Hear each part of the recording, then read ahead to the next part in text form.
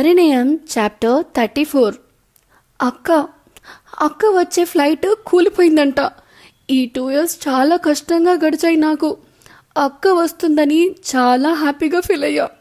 మొత్తం పోయింది అనగానే, మేడం ఒకసారి కాల్ చేయండి అని అంటే, యూస్ లేదు, నేను చెయ్యను అని ఏడుస్తూ ఉంటుంది. ఝాన్సీ భయంగా, మేడం మీరు కరుడు కట్టిన ఖైదీలతోని నిజం చెప్పించే మీరు ఎందుకు ఇలా ఏడుస్తున్నారు అని అడుగుతుంది. అంకిత, నాకున్న ఒకే ఒక్క తోడు మా అక్క, ఈ భూమి మీద నా రక్తం పంచుకు పుట్టిన అక్క అని అంటుంది. ఝాన్సీ షాక్ అయి, ఏమంటున్నారు అని అడుగుతుంది. అంకిత, అది తెలియాలంటే నేనెవరో తెలియాలి ఝాన్సీ నీకు. నేను చిన్నప్పుడు అమ్మ నాన్నతో ఉన్నా అనుకున్న వాళ్ళు నాకన్నా ఎక్కువగా నా తమ్ముణ్ణి ప్రేమగా చూసుకునేవాళ్ళు. అయినా వాళ్ళ మీద ప్రేమనే చూపించా నేను. ఏ రోజు వాళ్ళు నాకు ప్రేమ పంచలేదు. చిన్న తప్పుకి కూడా పెద్ద పనిష్మెంట్స్ పడేవి. అలా ఉండగా ఒకరోజు నైట్ వాళ్ళ మాటలు నేను విన్నాను అనుకోకుండా. అది కూడా నా మంచికే అయింది. నేను ఇంటర్ అయిపోయి ఉన్నా అప్పుడు. ఆ ఇంట్లో అమ్మా నాన్న సీక్రెట్గా మాట్లాడుకుంటున్నారు అని అంటుంది అంకిత. ఏమని మేడం అని అడుగుతుంది ఝాన్సీ. నన్ను డబ్బుల కోసం, నా తమ్ముడి ఫ్యూచర్ కోసం నాకన్నా 2 వంతుల పెద్దవాడితో పెళ్లి చేయాలని అనుకున్నారు నాన్న. అది విని మా అమ్మ ఒప్పుకోలేదు. నన్ను నా సొంత పేరెంట్స్కి అప్పగిస్తే అంతకన్నా ఎక్కువ మనీ వస్తుంది అని చెప్పింది.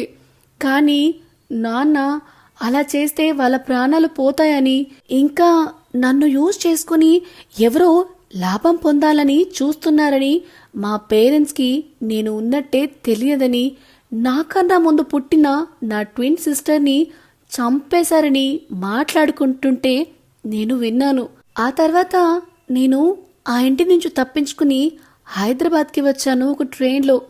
ఆ ట్రైన్ ఎక్కినప్పుడు నాకు తెలీదు ఆ ప్రయాణం నా జీవితాన్ని ఎంతలా మలుపు తిప్పుతుందో అని. నేను ఒక ఆర్ఫనేజ్లో జాయిన్ అయ్యా. తర్వాత నా సర్టిఫికెట్స్తో మెరిట్స్ వల్ల ఉస్మానియా యూనివర్సిటీలో జాయిన్ అయ్యాను. అప్పుడు నేను చాలా భయంగా ఉండేదానిని.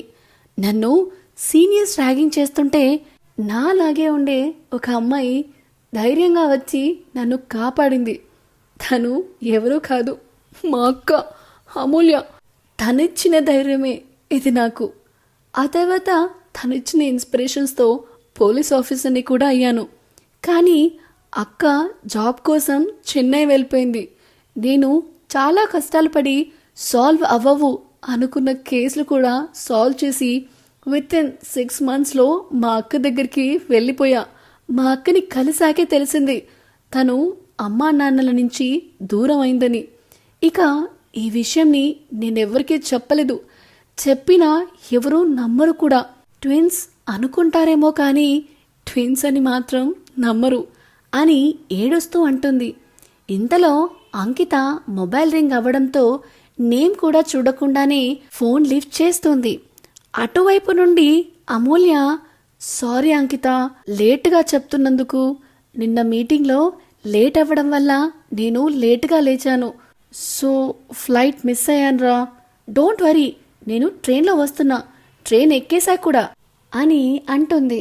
అంకిత నమ్మలేనట్టుగా, నిజమా అక్క అని సంతోషంగా అరుస్తూ ఉంటుంది. అమూల్య, ఏమైందిరా అలా అడుగుతున్నావు అని అడుగుతుంది. అంకిత, అక్క నువ్వు రావాల్సిన ఫ్లైట్ ఎక్కకపోవడమే మంచిదైంది. ఆ ఫ్లైట్ కూలిపోయిందక్క. పోనీలే, ఎన్ని రోజుల్లో వస్తావు అనగానే 5 to 6 days రా.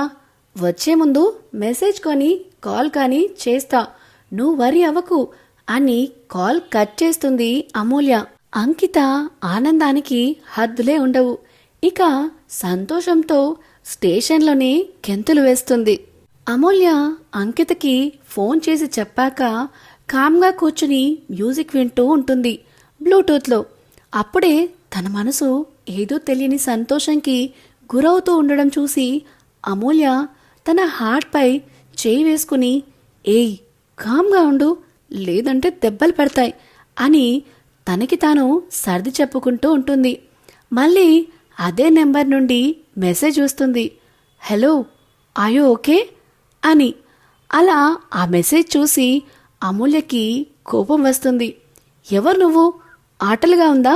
ఎవరో ఏంటో చెప్పకుండా గేమ్స్ ప్లే చేస్తున్నావు అని మెసేజ్ చేస్తుంది. ఆ ట్రైన్లో ఉన్న వ్యక్తి తనని చూసి నవ్వుకుంటూ ఉంటాడు అటు సైడ్ నుంచి. నేను చాలాసార్లు చెప్పా కదా అమూల్య, టైం వచ్చినప్పుడు వస్తా అని మెసేజ్ ఉంటుంది. అది చూసిన అమూల్య సీరియస్గా, ఇంకెప్పుడు వస్తుంది? గట్టిగా మాట్లాడితే ఫ్రెండ్ అనుకోమంటావు, మరి ఫ్రెండ్ అయితే చెప్పాలి కదా, మంచి కోరుకునేవాడివైతే ఇలా ఎందుకు? డైరెక్ట్గా రావచ్చుగా, మ్యారీడ్ అని తెలిసి కూడా ఆటలాడుతున్నావా అని అడుగుతుంది అమూల్య. ఆ వ్యక్తి మెసేజ్లో, అమూల్య కూల్ డౌన్, నిన్ను కొన్ని క్వశ్చన్స్ అడుగుతా, చెప్పు అని రిప్లై ఇస్తాడు. అమూల్య అడుగు అని మెసేజ్ సెండ్ చేస్తుంది.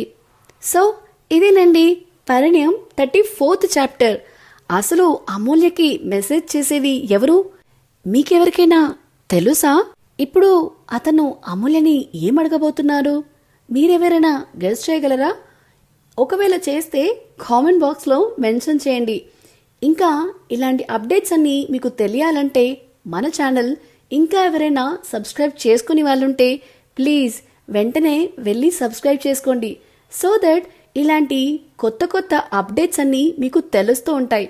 సో ఈ వీడియో కనుక మీకు నచ్చినట్టయితే ప్లీజ్ లైక్ అండ్ షేర్ చేయడం మాత్రం అస్సలు మరవద్దు. Thank you.